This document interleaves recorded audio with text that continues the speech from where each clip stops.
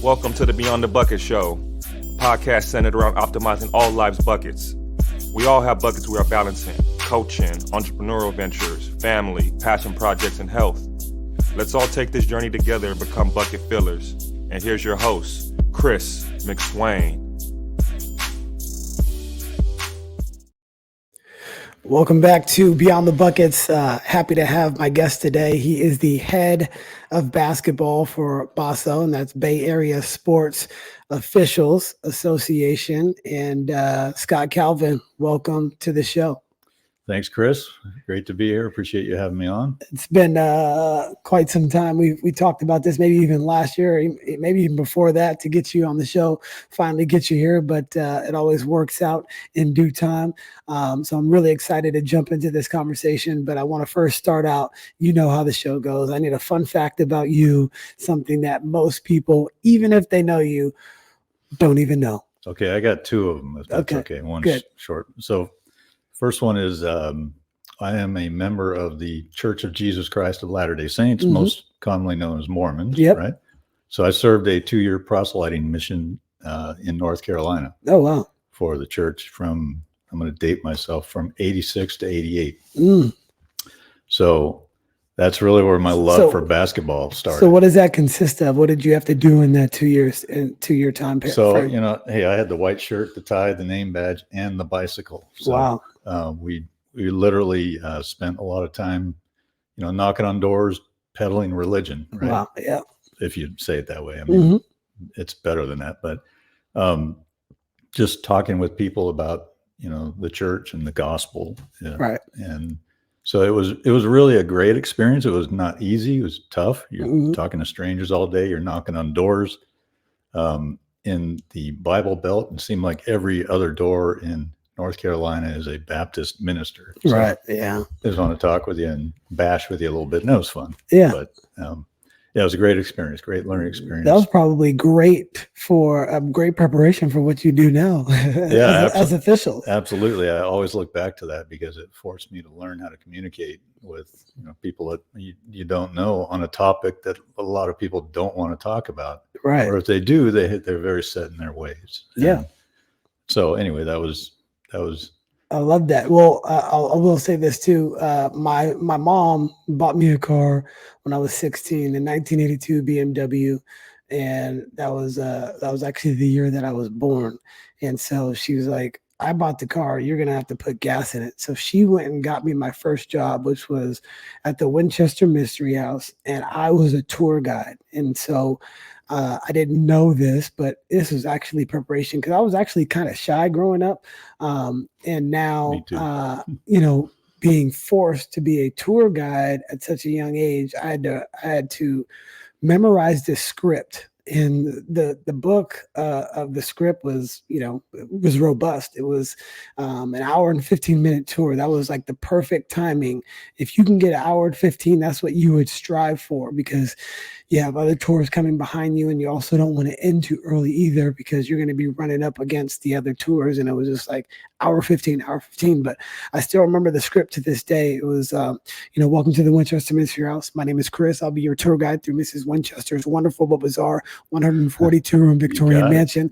The Winchester Mystery House is on the National Registry of Historic Landmarks. It is also a California landmark and San Jose City landmark, number 868. I can go on, but I say all that to say that preparation, I think, has really helped you in officiating today. And I'll get to that a little bit later, because your demeanor on the court is probably one of the best that I've seen from a coach's perspective. But yeah, fun fact number 2 for you. Okay, so that number 2 is I'm an avid wake surfer. Oh, I didn't know that. Love to wake surf. Okay. Behind the boat. Started about probably 18 years ago, I think, is when it kind of took off. And so learned to do it behind an inboard outboard, which is a no-no, but that's the boat we had. So right.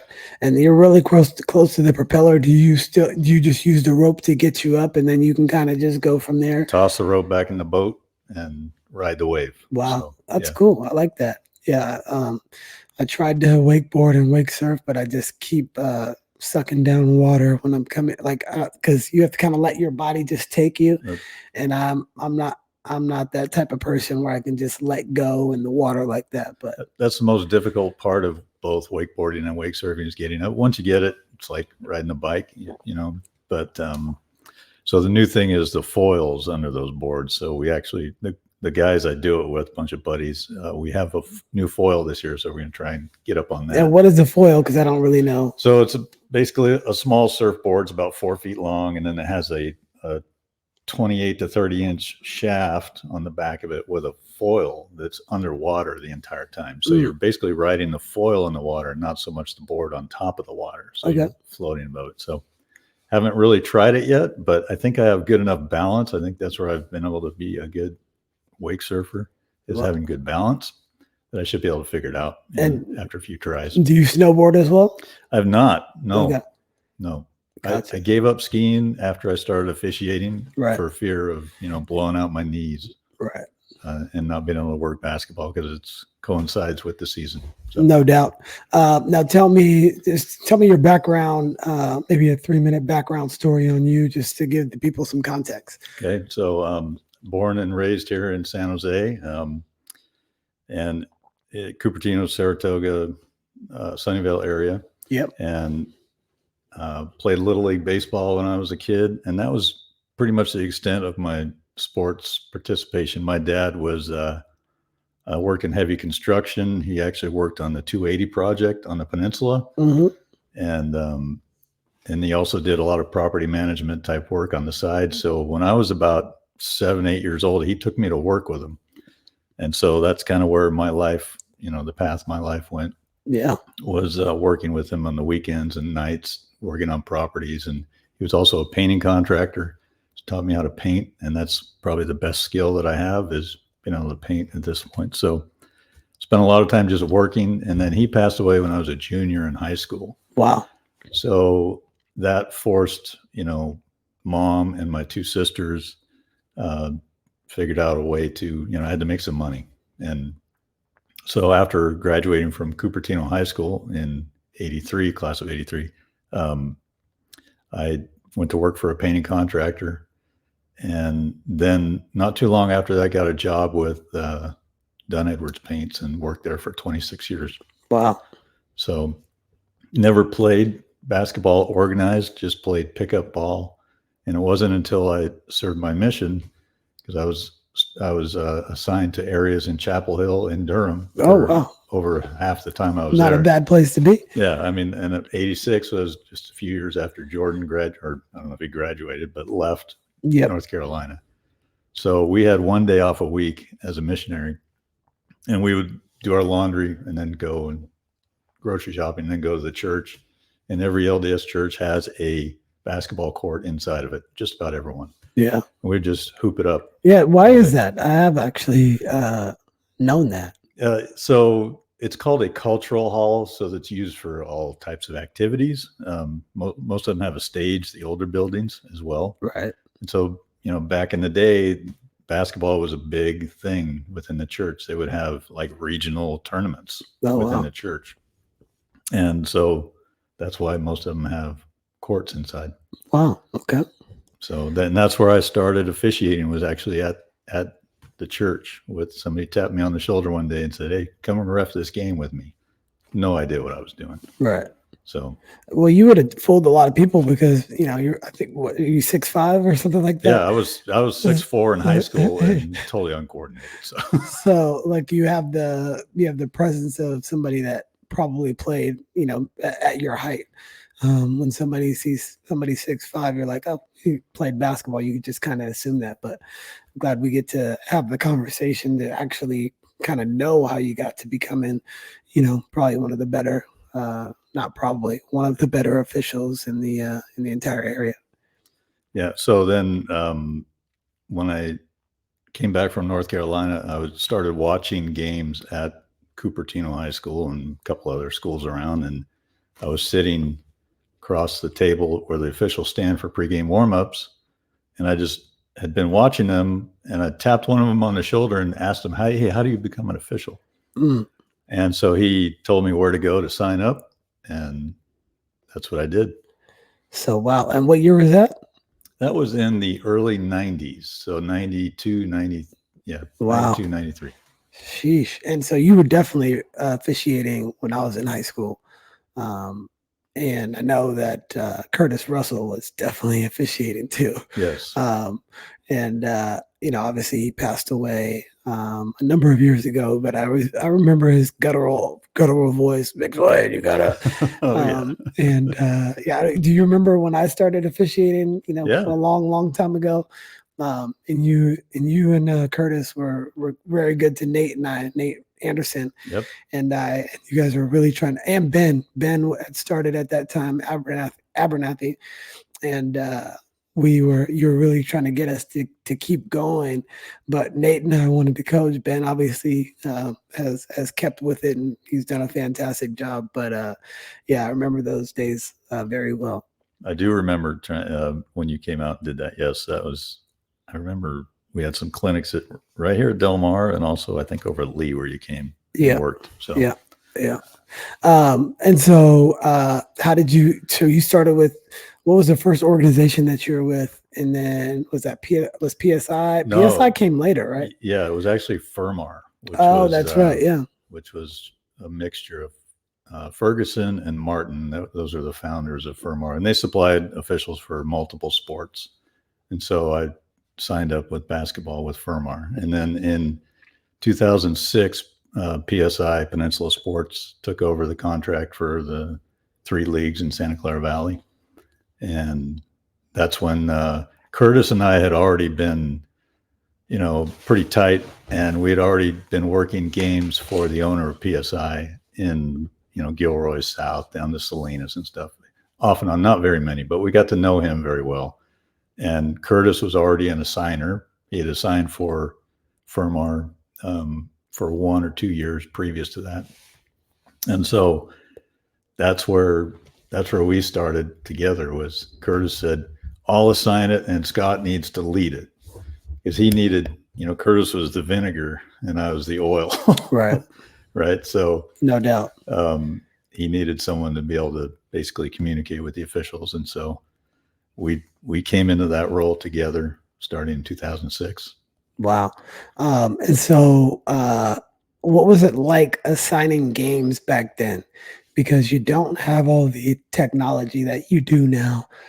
Arbiter, around that 06 time frame when I was officiating, was around, but it was not the system it is now.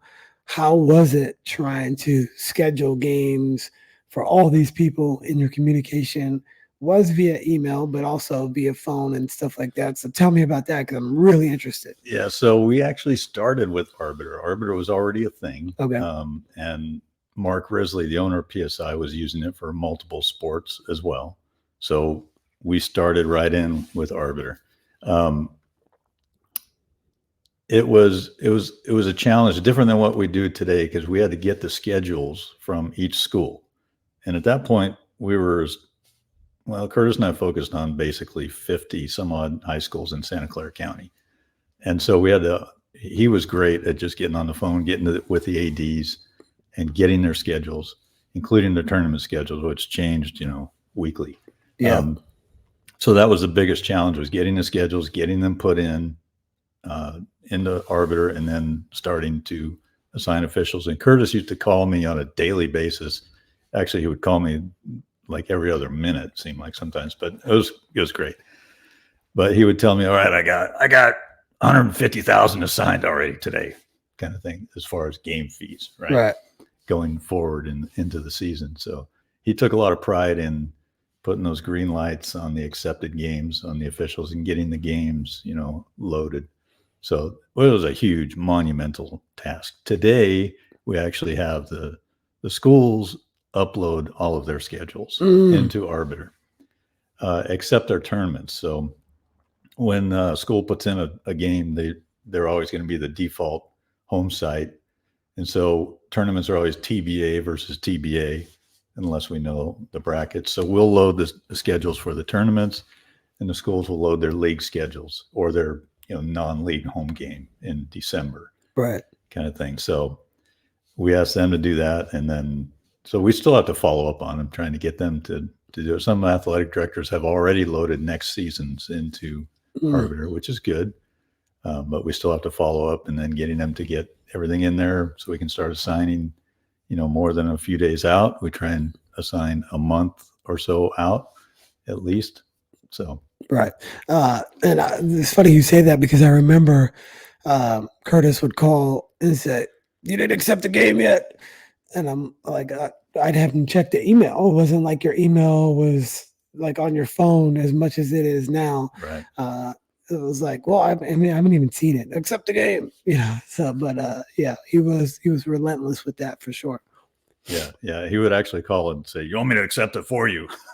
That too, yeah. So we try not to do that because we try and put that accountability onto the official, right. Sign it and let them accept it, put it on their calendar. And how many officials do you guys have in the organization now? I think right now for basketball, we're floating somewhere between 110, 120 total. Mm-hmm. And right. we have been much higher in the past. We've had upwards of over 150, which is a very, very nice thing to have, very comfortable level. Right.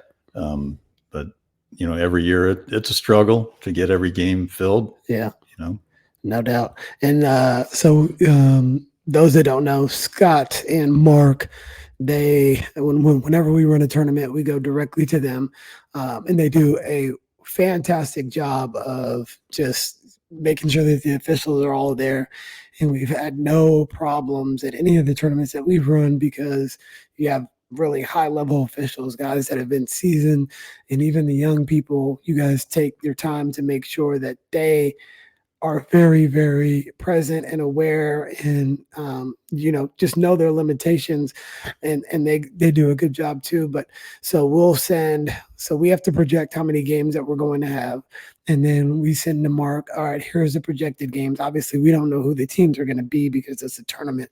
And so they had to schedule 120 games in like 10 days out. So how does that, because I don't know I know all the stuff that I'm doing to try to get prepared for the tournament. Yeah. I don't have to worry about that because I know you guys are on top of that. But what does that look like when you're trying to schedule 120 games in 2 days? Well, it starts with an email out to the group of officials. Sometimes that's targeted to a specific group. Sometimes it goes a mass email to everybody saying, "Are you available? Can you work? Do you want to work? Let us know." And so we commit them to the weekend that way first. And then, then it goes back to just what we talked about, loading the games. Every game has to be loaded individually, every time slot.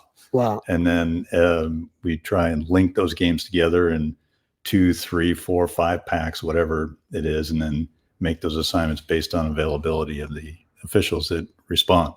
So it works pretty well. Guys are, they do it for a number of reasons. They like to work, they want the cash, whatever.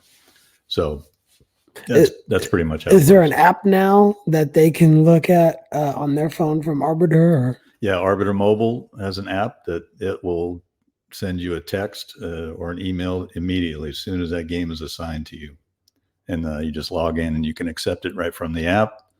And during the regular season, the schools actually pay us directly from the schools through Arbiter Pay. That goes right into the app, and you can transfer the money to your bank account or a debit card that they'll send you either way. So that actually has been working out very well for us. Instead of the schools sending the money to BASO and BASO distributing those funds, we're actually paid now directly from the school, but that's off topic. So right. No. And well, I like the business side of it too. And then are all the officials independent contractors? Yes. And so they can write off any of their mileage or any of their uniform expenses or, things like that. Absolutely. And I have a tax guy that's exactly what I keep track of during the year: mileage, uniform expense, association dues, you buy a computer, whatever the tax laws allow. Right. But that is part of being an independent contractor. What's left of it in California, it's becoming a thing of the past, I think. But we'll see what happens there. Right. But we do get 1099 on the funds that the schools transfer, and that comes from Arbiter as well. Arbiter Sports will send you a 1099 and just commingle all of it, whether you work high school, college, or any other organization that uses Arbiter Pay, and it just goes into one 1099 and at the end of the year. So. Gotcha. And make sure that calculate all that stuff because you can get a lot of that back. And I know probably a lot of people don't do it. I'd venture to say 90% of our guys probably don't pay as much attention to that as they do. But yeah, there's the tax laws will allow you in one way, shape, or form to show very little profit or no profit based on what you're writing off. Exactly. And what's allowable. So we were advised by our attorney to not 1099 our coaches, even though they are basically doing contract work for Top Flight anyway. But we had to, we're a nonprofit, but we had to get payroll, and so we pay payroll taxes and FICA and all that stuff. But it benefits them because they don't have to worry about all that other stuff. They're basically a W-2 employee, or not basically, they are. Right. But in some ways, they may be able to. They may be better off if they were contractors, because if they were to go and do all those taxes things, because if they drive from here to LA, that's, I don't know if it's still 50 cents a mile or whatever. It's I think it's 68 now, or almost 70. So back in the day when I was in sales, it was like 50 cents a mile. And so all the sales guys would lease the cars, because if we're going on appointments everywhere, it just made more sense, because basically that mileage is going to pay for that lease in the end. But we're going off on a tangent. But so these AAU games, they're not as, you get different varying levels of play depending on what the tournament is, depending on the gender, depending on the age, all of those things. Do you guys like working in the off season? I think yes. The guys at work definitely like working in the off season. I personally do as well, and we have some other summer leagues that we do for Kevin Mack at Mountain View. Bill is going to run one at Del Mar, a few others. So it's a great place to bring our younger officials, let them just see plays, right? Even at the AAU, the talent level is not the same as it is at the high school level necessarily. Right. But at least you're seeing basketball, you're seeing plays, you're making decisions, you're communicating. And at the end of the day, I've always said that officiating is all about communication. And that's the officials that learn how to communicate excel at officiating. And it's not easy. I personally had to go through, a lot of growth with communicating, especially with coaches over the years. So, right. But that definitely allows us to practice that. Sure. Well, speak to that, because I think your demeanor on the court is probably one of the best that I've seen. You don't let a wild and crazy coach get under your skin. You don't, from the outside appearance, it doesn't look like that you're too worried about what the coach is screaming about or what the fans are up in arms about. And you kind of just watch the plays and just, you kind of have this very stoic demeanor on the court, and your communication style is very, very good as well. So tell me, because you said maybe that wasn't the case early on. Maybe you have any anecdotes or stories from, previous and now, how you were able to be where you're at with the confidence that you show on the court. Okay. So, good. That's a loaded question. There's a lot to unpack there, but communicating with a coach is probably the most difficult. But I'm at the point now where if a coach is getting on me about a particular call, non-call, and I know he or she is probably, a lot of times they're just right? Coach, you're right. I didn't see that one. I got you next time, whatever. That's going to be my response, an example of it. But a lot of times if a coach is just sitting there whining about stuff that, don't whine, I'll just stand and look at him and just give him you really doing that type look. You've done that to me, by the way. Like, really? and I think they'll go, yeah, you're right. But I'll say this, a lot of times when a coach is getting on you, and I can think of many of them, I can name names, a lot of times they're just right. And so we got to move on, just like you do with your players. Next play. I'm going to the next play. And, you know, the old adage, the old line from a coach, like, that's the same play down there. Well, it might seem like it's the same play, but I don't ever think there's the identical same play on both ends of the court. You're right. So what should a coach say? This is a selfish one too, by the way, because I have caught myself saying that's the same call on the other side. But what would be a better way for a coach to get across what they want, or what they're trying to get, or what they think they didn't get based on the call or non-call? I think if you identify a particular player or a particular act that you're noticing that a player is doing and point that out to the official, it will definitely stick in their head. Like if it's displacement on a rebound or a box out situation, like boxing out is a lot of times these players will box out and move that player from A to B a number of feet. And so if you come up and say, hey, Scott, can you watch 42 on the box out? They're pushing my player 3 feet. That type of, just be specific about it. Right. And it will stick in that official's head. Yeah. Okay, got it. And hopefully then we train our guys to, hey, next dead ball, we're sharing that information with our crew. And so hopefully we can be on the same page. Yeah. I'm just thinking in my own head, like, hey, Scott, that looks like a similar play to the last one you just called. Perfect. And that would be something that I'm going to use next year. So just get ready for that. But yeah, but that makes sense. That's why I like having these conversations, because we do generalize a lot as coaches. Same call. Right. Well, it can't be the same call. There's never been the same call, because the pattern is going to be a little bit different. This person, the body may have been shifted, 10 degrees. And so therefore it can't be the same call. And now I look at like, wow, how many times do I actually say that? And I see a lot of coaches do that. And one of the things that you just said is, first of all, I can tell that you have no ego when it comes to it, because you just explained most of the time the coaches are right. Like for somebody to say that in the position that you're in, that is everything that we want to hear as a coach. Like, what else can we say? We can't say anything after that. Right. There's like, if I get into it with my wife, you're right, honey.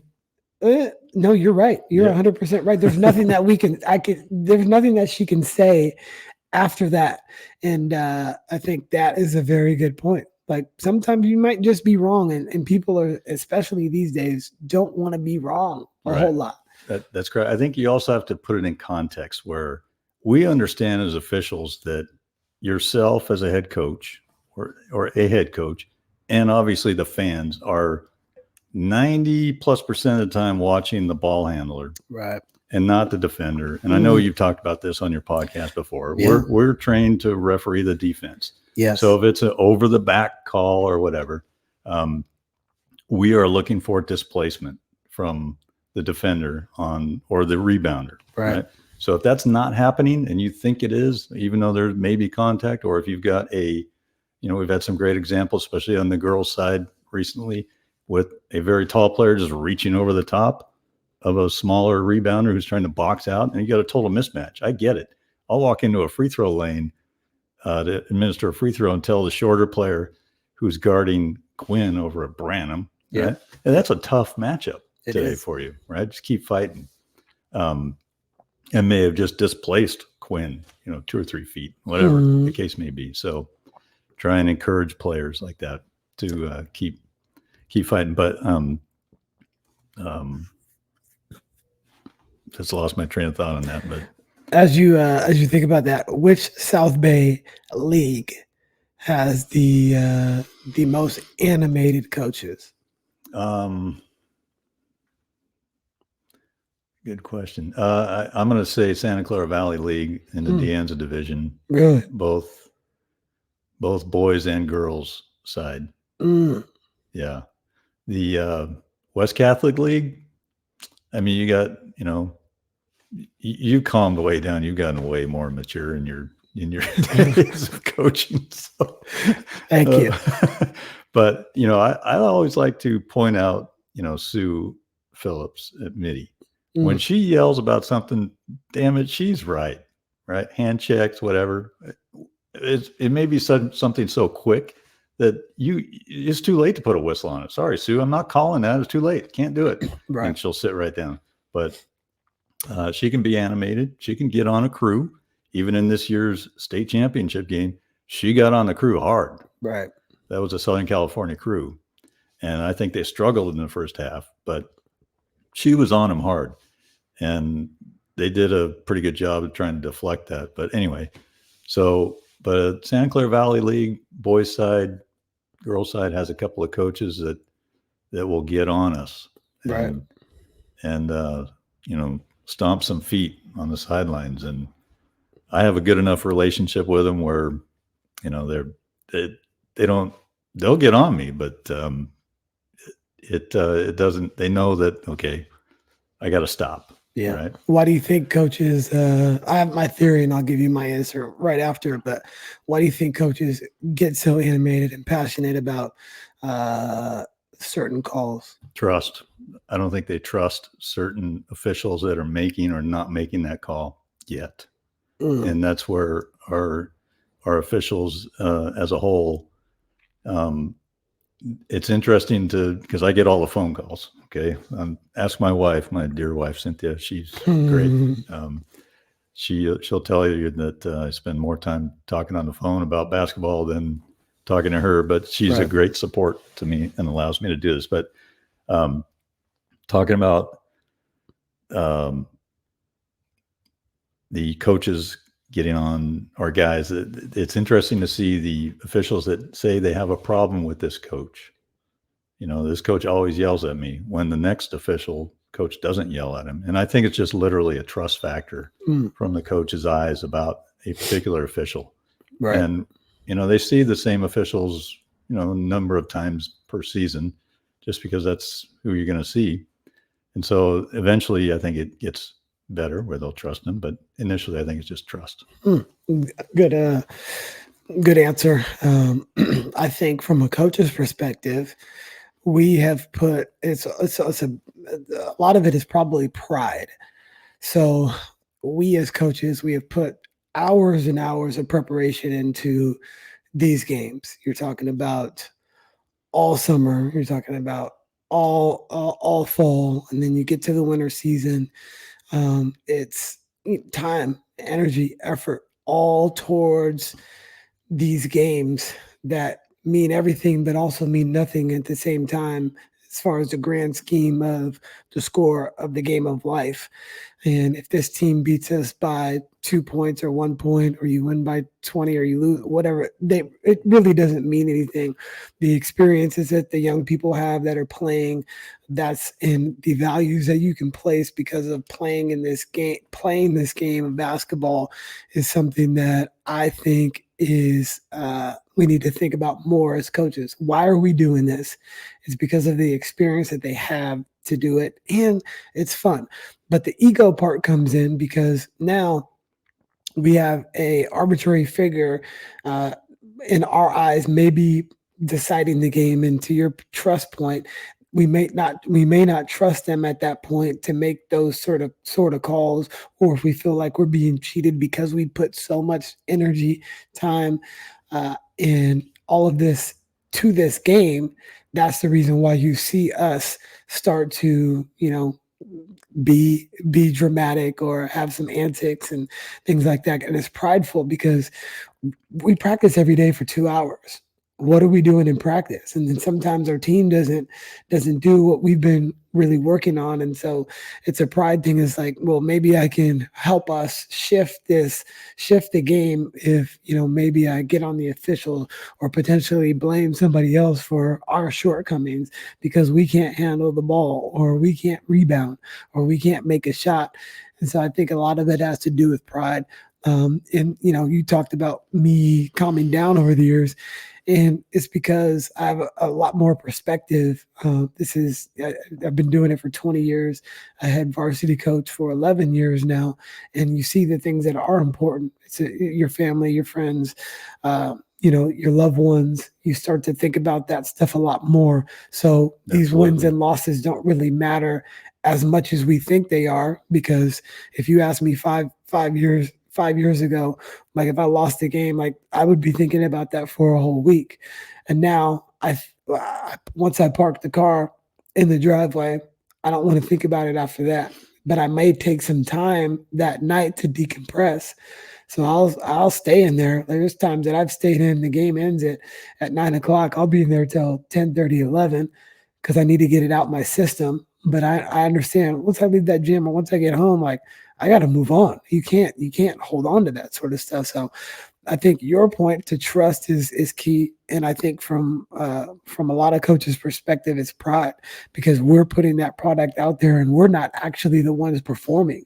We're the ones that are directing. Right. So that's a great point that you bring up about the time you put in. This is something I stress every year with our group of officials in our training meetings, is that these teams and players, coaches, players put in hours and hours, 6 days a week, 7 days a week in practice for hours. And so, it means a lot to them. And you're right, you do take pride in what you do on the court. And then we show up 30 minutes before a game, sometimes 15, but 30 minutes before a game. Yeah. We work the game and we're out the door. Right. But that doesn't, and maybe I don't want to shortchange our officials, because we put in a lot of time in preseason training. For sure. Rule study, taking the test, watching film. That's huge now. For us is summertime. I know you guys do your clinics. Right, exactly. So there is a lot of time and effort that the officials put into getting better and going to camps, and the biggest thing it really is clipping plays and learning from and sharing them amongst groups, and that's really taken off since COVID, with the cameras in the gyms now and the NFHS network. Yep. You can literally clip a play, send it out in a matter of minutes. I'll sit there and watch some officials work, and I'll clip plays during the game and just text it right to them with commentary on, what happened in that play. So that's huge for us to be able to see plays and get better, because most of the time when I'm sending clips like that to our younger officials, they had no idea that that's what happened on the play. Or it's hard for them to recall that, without seeing it in a visual. So, and the same thing goes for coaches. We might see a play on the court, and then when you look at it later on in film, it's like, ooh, they might have been right on that one, and you went up in arms because you thought it was a block, and they called it a charge, and you gotta, there's times where I'll text and say, hey, you're right there. I pretty good relationships with all the officials now. Maybe didn't have as good relationships back when I first started, but now I value that sort of camaraderie, because in all honesty, I forgot who I was talking to this weekend. One of your guys at the tournament, it's like, they were thankful for being able to work that weekend. And I was like, great. Well, we need you. We need you. Just like they need coaches, just like they need players, just like they need administrators. We need you guys, just, if not more, because, a lot of people, like you said, the numbers have dwindled since COVID. The antics with the fans is just ridiculous. Yeah. The type of stuff that you guys hear is just embarrassing. And just running a tournament, walking around, hearing what is going on, it's just like, are you guys kidding me? Like, there's a reason why there are some bad games out there, because there's bad officials that have to work the games because the good ones don't want to do it anymore. So how are you working with your guys, especially more of the veterans, like Mark? How many more years does he want to actually do this? Because it's taxing on your body when you're doing all these games and trying to run and get in position. You got to be in darn good shape to get some of these high-level varsity games or college or junior college. So how are you combating the fact that this is like a high stress job, and this is something that all of you are not doing full time? Everybody else has a real job. That they want to, and they want to go home, and they want to be safe. And just because they did not blow the whistle shouldn't allow anybody to be able to physically assault them or verbally assault them in any way. And I think we as a community have to do a lot better especially the parents. Yeah. So there's a lot there too. As far as I really just try and stress, as officials, we have to be calm on the court. We have to be collected. And honestly, the fans are going to say what they're going to say. If they get out of line with whether it's profanity or actually, sometimes they'll run onto the court. That's different. That's where we're going to step in and take care of business by having a site administrator boot them. Right. And we have some officials that are not afraid to toss fans out of the gym. Right. So, but mainly, I try and stress, roll the rabbit ears down. And sometimes the fans are actually kind of funny, kind of hilarious on the things they say. And then sometimes they just cross the line. So it's a matter of the officials just not taking it personal from the fans and learning to just cope with that. But at the same time, everybody has their limitation, right? And if that line is crossed, then take care of business. Right. So, I mean, I can remember back in the day, I was doing a game. I vividly remember this at Willow Glen boys varsity came down to the final shot. Was Pat there? It was not Pat. It was prior to Pat. I think it was Meeker was the Willow Glen coach, Todd Meeker. And I can't remember who the lead coach was at the time. I don't think it was Pat. I think it was before him. But anyway, final shot, and Willow Glen wins at the buzzer.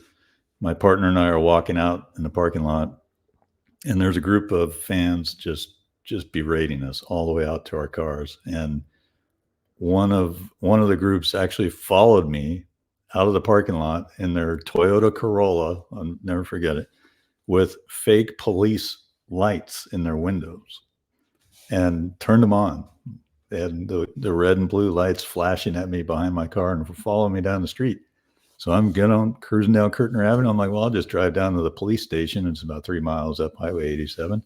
And they turned off. But anyway, I was able to get the license plate. And the company I work for, we have employed former San Jose police officers.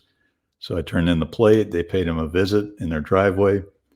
And parents were like, oh, really? And not very happy with their young sons doing that, and made them destroy the lights. Right there, made them smash them with their feet in their driveway. Now, I wasn't there to see it. This is what the police officer said back to me, but that's probably the most, egregious thing that's ever happened to me. Never forget that one. But that's wild. That is unbelievably ridiculous. Yeah. That somebody would stoop to that level over a high school basketball game that we don't even know what the score was. We can't even barely think of who the coaches were. We have no clue who the players were, and nobody thinks about that on a day-to-day basis. So for all of those fans out there that get overzealous about these games, it is not that important. And most of the time, your kid is not going to college to play basketball. If they do, they're extremely lucky. They're part of the very small percentage of kids, high school kids, that end up going to play at the next level. And you just want to have some perspective. At the end of the day, I think we all want three things. We want a good competitive game. We want nobody to get injured, and we want everybody to go home. Absolutely. And if we can, including the officials. And that's including everybody that is involved at the particular game. Was it fair? Nobody got hurt? Great. Everybody gets home. Coaches, officials, players, families. That's the most important thing. But so hopefully, I would, it's interesting when I go to games that I'm not affiliated with anybody, either team, and you just sit there in the stands and you hear what is being discussed, sometimes under their breath or sometimes loud and obnoxiously to the rest of the crowd. It's just it's a sad thing, and you hate to see this. But I did see one thing: the soccer ref that comes over to my wife sent this to me, or no, I think it just popped up on my social media. The soccer ref comes over to the parents and he said, very calmly, he said, and I'm paraphrasing, if you guys want to continue to act this way, we will tell you all to leave and the kids will continue to play and they'll have a good experience because you guys aren't here. And if you want to continue to do this, I will just stop the game and we can be done for the day. So you guys are going to be quiet. You guys are going to maintain and be respectful and we're going to move on with this game. Everybody good? People started clapping. It was a really, I don't know if you saw that or not, but that's what needs to happen, especially at this level. Nobody's getting paid to play. Let's keep it that way. Yeah. And so that's excellent. And we try and get the school administrators to handle those types of situations. So for the most part, I think they're very supportive of that. Occasionally we'll see, no action, but for the most part, they definitely support the officials when they're in the gym. It's close quarters too, with the fans sitting right on the sidelines, right? You can hear everything. So I also sit on the CCS sportsmanship committee as just an official, voice on the committee from an official's perspective. And so it's interesting to see the reports that the assistant commissioner tallies for every ejection misconduct report that comes through the CCS office that has to be reported. Whenever one of our officials ejects a player or a coach or even a fan, they're required to fill out a report by midnight, the night of the game, get that in. So that, every year that they keep a tally of numbers and it fluctuates every year up and down. But it's good to see the CCS have some teeth in the sportsmanship contract that every school signs every school year, stating that what the consequences are for misconduct from a player standpoint, coach, or even fans. And there's a whole plan. There's a step, 2 or 3 steps of, how many times the reoccurrence that it might happen, that is addressed in the CCS bylaws, that every school signs a sportsmanship contract. So if you have a player that gets ejected, they have to have a team meeting. They review what happened. They review the expectations, and they have to, there's some other steps that they have to do too. So as the committee is made up of athletic directors, coaches, and administrators. And so we just formulate suggestions to the board of managers, and they put it into the bylaws if there's ever changes. So it's good to see that report every year. It's soccer is the game that has the most ejections, but a lot of that is due to the rules, right? Yeah. Yellow cards, red cards, so they have the most ejections. But I think Bill said that when he was on. Yeah. So because basketball didn't have that many ejections, right? No, this year was pretty quiet. Yeah, it was a low number this year. Good. Let's keep it that way for 24, 25. Yeah, and actually the new rules were just announced a couple of days ago. And so a lot of the pregame technical foul issues are now going to be team technicals instead of pinned on a player. So on certain situations, like a pregame dunk, something like that, it used to go direct to the player, and the coach used to have to sit. So that's going to change this coming year. So why don't they just let the kids dunk? Yeah, I think the NFHS is very concerned about, just having equal, they don't want anybody to show each other up at the end of the day. I think that's where that comes from. So, in men's college, they took away, you can, actually in California on the JC level, you still cannot, it's a modification, you still cannot dunk in pregame warmups, but the NC2A rule book now allows pregame dunks. So whether we'll get there, I don't know. I think there's still, pushback on that. It's not like it's a lot of teams and programs, that have that problem. Yeah. But, kids are going to want to do that. I mean, it's part of basketball. If you can dunk, you want to try to dunk. I guess it comes from a team that can dunk versus a team, and they're playing each other that can't. And that team's over there just throwing it down during pregame warmups versus a team that can. So it makes it look like, But at AAU, you can dunk all you want. Yeah. AAU is a whole nother world. Yeah. And that's the other part about the spectators in AAU. They're usually closer because you're going on smaller side courts. So everybody is really close. When you have people in the stands, at least there is some sort of barrier from the courts to the actual to the players and the officials in the game. So usually people don't really cross that line, but a lot of times when you're sitting, when your feet on the sidelines, touching the sideline with your feet, you feel like you can say that's probably one of the reasons why there's maybe more issues in AAU with conduct with fans and officials, which obviously we've seen on social media, which is not a good thing. Yeah, it just gets blown up social media, and then you have the copycats, I think, that happen. So right. How can we attract more officials that want to do it? So I think the best way that I've found over the years is just word of mouth, from fellow officials, fellow players, and coaches. Every year I usually identify some, whether it's clock people or there's former students that used to play, they'll come back and do the clock. Hey, you should try officiating, right? And that's worked quite a few times. But that's where we find most of them is word of mouth from amongst the current officials, people that they know or players that are not going to play after high school come back and play.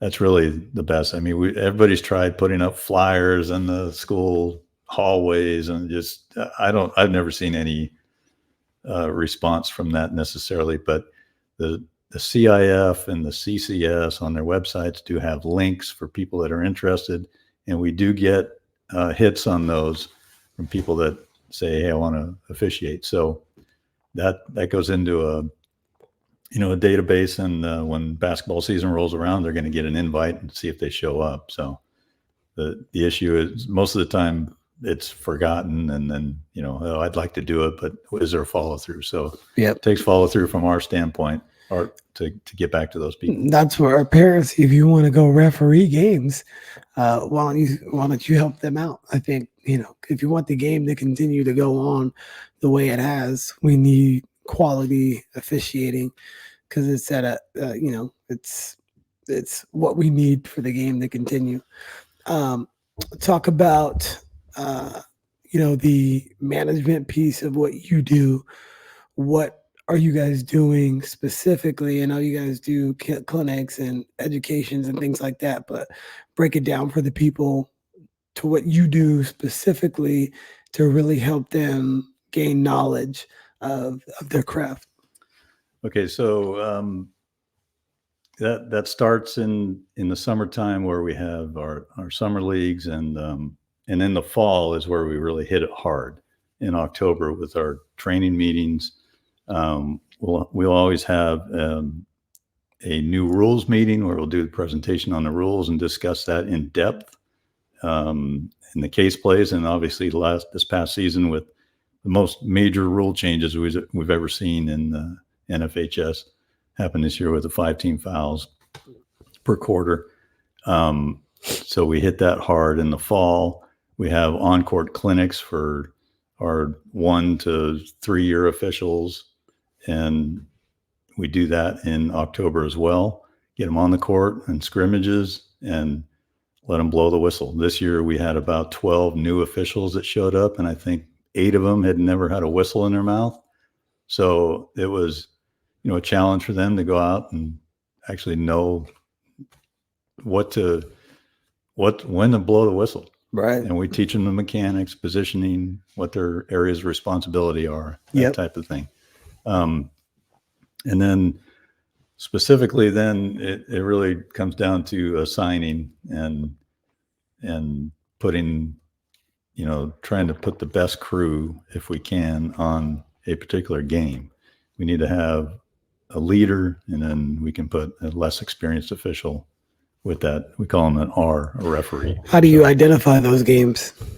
So Typically it's at the varsity level, but then, we'll identify it, especially in December. Give you an example with the tournaments.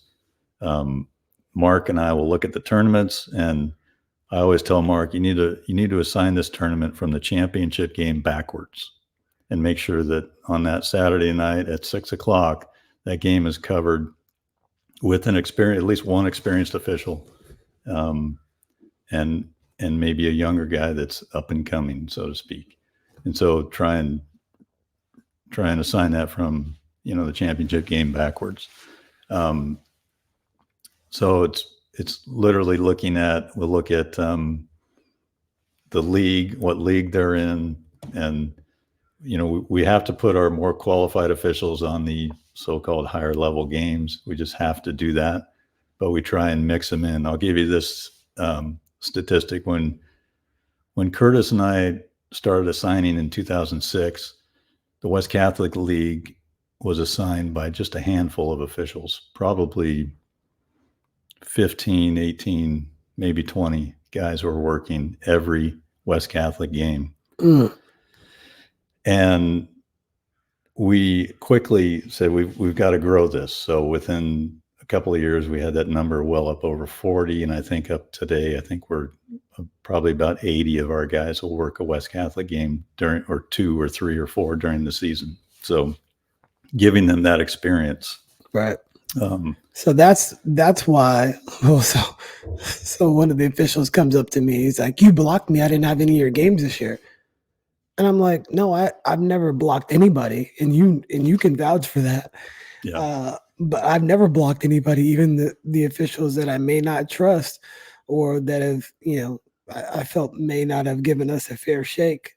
But I guess that's trust, right? So I guess that makes sense, because I don't see the same people early on. We would see the same over and over, but now we have seen a mixture, now that I think about that. So yeah, we're trying to just get our roster more experience. And that's not to say that the other leagues are lesser. I mean, honestly, this past season, the Santa Clara Valley League, De Anza division, boys side especially, and the girls side, both were way more competitive than the West Catholic League, in my opinion. The games were just rocking on what they play on Tuesday and Thursday nights, the boys this year, and girls on Wednesday, Friday. Right. So there was very, very high competitive level right in that league this year. So we try and just, spread our guys out as much as we can to cover all of those games. And the difference is we get 3 officials, yeah, and the other leagues get 2, which is always an adjustment too if you're not in the open, because now the first 3 rounds, the quarters, the semis, the quarters and the semis, well, even before that too, right? But there's only 2 officials. Yeah, all the way to the finals. In CCS. Yeah. C3. Yeah. So, which it used to not be that way. We used to have 3 on semifinals. Why is that? Budgeting? Yeah, I think that was the number one reason that the CCS axed it. But I guess, there's 5 divisions. And so in a quarterfinal matchup, there's only, I think on the quarters up, it should probably be 3, honestly. So maybe we can get that changed. But what's the difference? $100 a game? It's not a money thing anymore. Okay. I think it's become there was an attitude that the officials don't work enough 3-person games during the season to justify putting them 3-person on playoff games. But that's just simply not the case anymore, because our playoff roster of officials, it's usually somewhere, I don't know, we assign 60 to 70 officials, at least in the first round. They all done 3-person. And they've all worked 3-person games. And so, and they've all, most of them have attended clinics or camps, or they've learned, the basics of 3-person. So we're not just throwing a third official on that game without experience. Right. So why do you think, outside of, a side opportunity to make some more income, why do officials continue to do it? Just passion, love being in the game, the community, I mean, my reason is the brotherhood that, and the relationships that I've formed over the years. And, I'll give you an example. Last season, Mark called me up and says, Scott, you have to be the alternate official on the CCS boys, I think it was the open final, Sacred Heart Cathedral and Sarah. All right. So the way CCS does it, they'll have one official from each team's association that assigns them during the regular season. And on a championship game with the third official, that's a neutral slot. So I haven't worked a CCS final in probably 10 years. Oh, really? I didn't know that. Yeah. I would assume you work them all. No, I just kind of backed away and, push our other guys in there, right? Sure. Although I may have done one during COVID when Sammy, St. Francis and Lynbrook, I think I worked that one. But anyway, so I said, okay, I'll do it. So standing there pregame warmups with my partners, one from the city, one guy from the peninsula who also works in our group, Jason. And I looked down at the end line where the officials kind of congregate and sit together as a group, right? Kind of do that every year. Yep. Over at Levy Center. And there was probably 15 to 20 officials sitting over there as a group. And it really just hit me hard standing there in that pregame warm-up. And I walked over to Jason. I said, Jason, look at that down there. There's all those officials. I said, that's what this is all about right there. It's the brotherhood that we have. And I know you have the same thing with coaches and your teams as well, right? No doubt. That's why we do it. And there's just this big sense of pride, I guess, just satisfaction that knowing that I probably worked, multiple games with every one of those guys sitting there. Right. So that's beautiful. And gals. I mean, we need more female officials. For sure. Definitely need them. No, I agree with that. Yeah, you hit the nail on the head with that one. I mean, that's why I continue to do it. I love it. I love the camaraderie with all the other coaches, the coaches on my campus, the coaches in the league. We're all very, very competitive, but we genuinely, there's nobody in the league that I dislike. I genuinely like every one of them. Now I want to kick their, on Friday night, but at the same time, and they want to kick mine too. Yeah. And I'm okay with that. Yeah.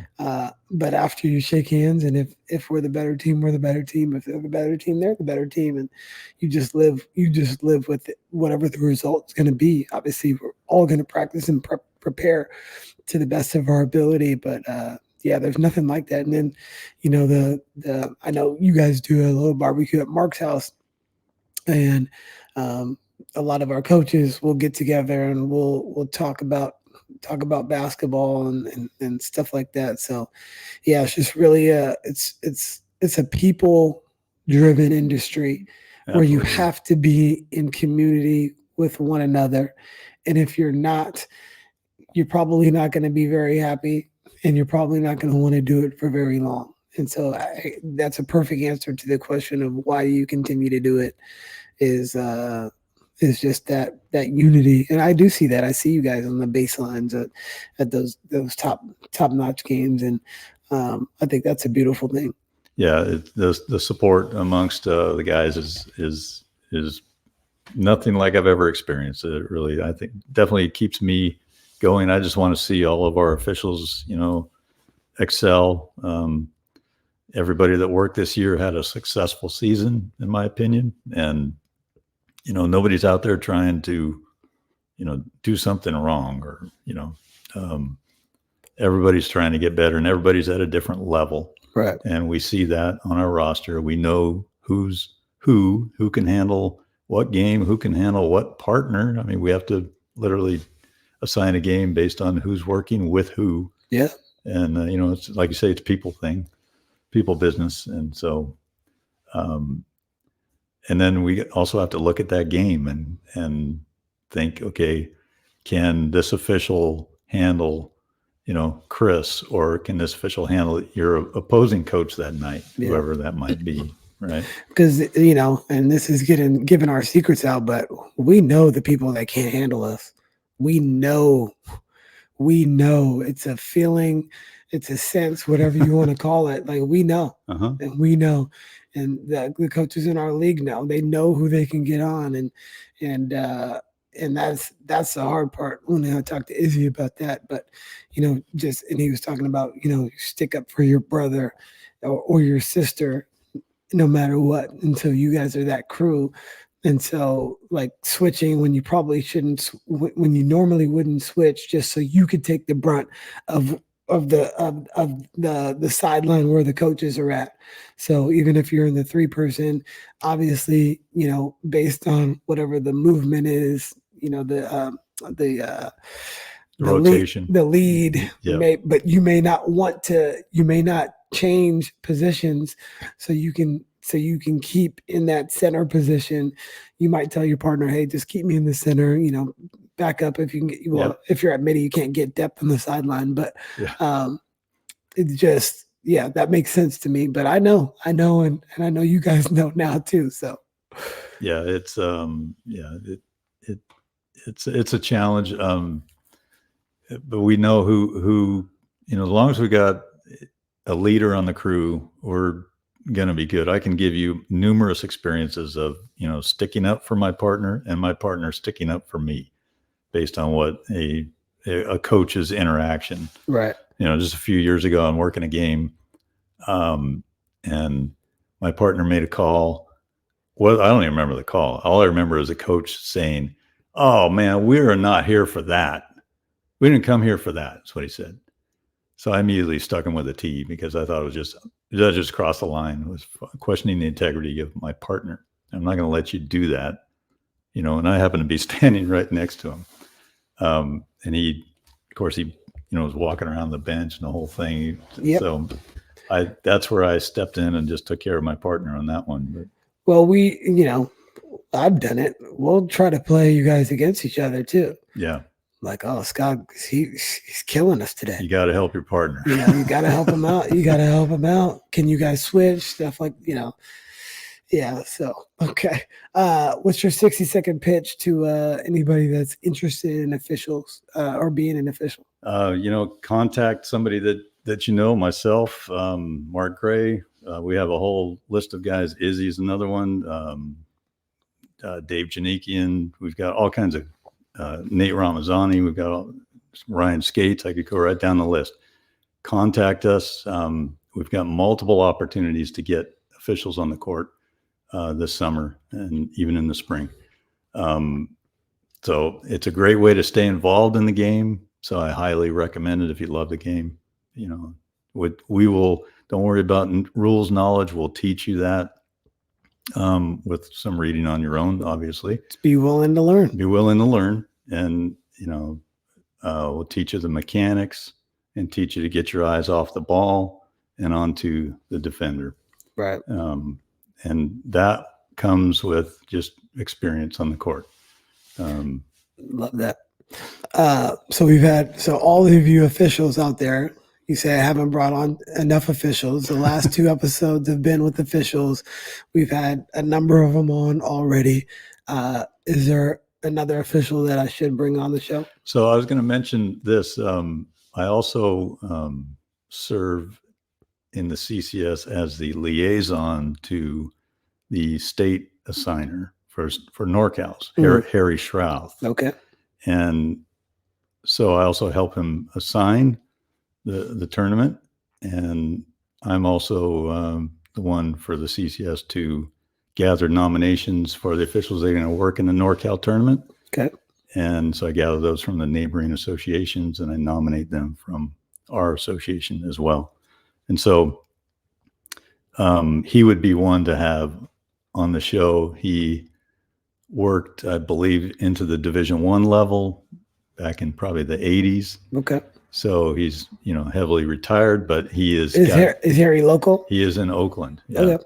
So he's got just knowledge like you can't believe of the game in Northern California and from an officiating standpoint. And he remembers teams and statistics and things like that, like you couldn't believe. So yeah, he'd be great. He'd be a great one to have on. Would love to. This has been eye-opening to me. Again, a lot of this stuff that I do on the podcast. I love getting the information out there, but it's more informational for me. So in a lot of ways, it is selfish because I'm getting the best of each one of the guests that come on. So every time somebody comes on, I get a little nugget. Now approaching it in a different way, just what we talked about earlier, how we saw it, instead of saying that's the same goal. Now I have something else to work on. And so hopefully if you're an official and you watch this, you can take a look at how Scott handles himself in a lot of high pressure situations, because I would say the majority of your games are probably higher level and high pressure for most people. But the way you handle yourself in those high pressure situations, it actually kind of levels everything out because you're not up and down. It's just kind of here the whole time. And that's one of the things that I appreciate about you. Definitely appreciate your time today. Anything else you want to leave with the people? I mean, that's great. I appreciate the compliment there. That's something I've had to work on myself for many years, especially with a coach's standpoint. I can share lots of experiences on what coaches have said to me and where I've just gone, I have no idea how to respond to that. But over the years, I've learned that. And, that comes from bouncing that off of other partners, people in the game, having a script, so to speak. Yeah. There's certain situations where just having a script of responses is good. And just, seeing those plays over and over, those types of situations, being in those situations and understanding it from the coach's perspective too. There's passion involved. And obviously it's rarely, if ever, personal towards the official when there's an interaction between a coach and an official. It's more about sticking up for your players, and we get that. And that's something that we try and impart to all of our officials. And everybody, like I say, is at a different level in how they deal with that. But so I'll just say, we just keep fighting and keep learning, be open to criticism, be open to other officials imparting of their knowledge. And probably the biggest thing is never see yourself as a failure through the eyes of somebody else's success. Mm-hmm. So if you're a referee and you don't get assigned that championship game, that doesn't mean that you are a failure. Like I said earlier, every one of our officials had a successful season. Did we have bumps along the way? Yep. Did we have officials that handled things incorrectly? Yep. We have to continually work hard to stay focused, especially in a 40-point blowout game, because that's where we get in trouble. More officials get in trouble in a blowout game than they do in a competitive tight game. So definitely. So just stay positive, and like I say, contact myself or any other official out there to learn how to become a referee. We'll hook you up, with rules books, case books, tell you where to buy your shoes. Got to take care of your feet as an official. That's probably number one thing that I've learned over the years. Love it. Everybody, Scott Calvin, thank you for showing up. Thank you, Chris. Thank you for listening to the Beyond the Buckets podcast. Please remember to subscribe, rate, and share the show with your friends. And until next time, take care.